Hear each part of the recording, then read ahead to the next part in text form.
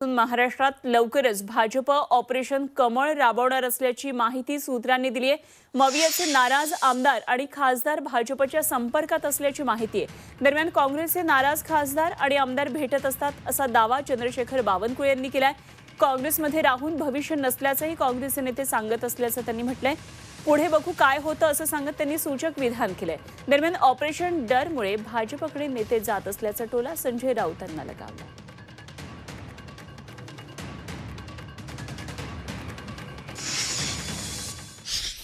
आता त्यांच्या कार्यकर्त्याला आणि नेत्यांना असं वाटतं, निवडून आलेल्या खासदारांना,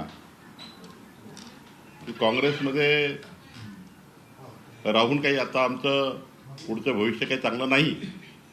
त्यामुळे काँग्रेसचे अनेक नेते आणि जनप्रतिनिधी आम्हाला भेटत असतात, त्यांचं दुःख ते मांडत असतात। त्यांच्याकडे खासदार आणि आमदाराकडे दुर्लक्ष आहे काँग्रेस पक्षाचं, त्यांच्या नेतृत्वाचं।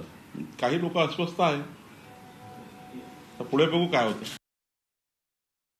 भारतीय जनता पक्ष अशी कोणती ऑपरेशन करू शकतं? त्यांच्याकडे पैसे आहेत, त्यांच्याकडे यंत्रणा आहेत, दहशत निर्माण करून अशा प्रकारे माणसं पूर्ण यापूर्वी फोडलेले आहेत। एकनाथ शिंदेसारखे किंवा अजित पवारांसारखे लोक का गेले पळून?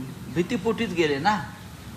ते का ऑपरेशन लोटस होतो का? छे ते ऑपरेशन डर होतं।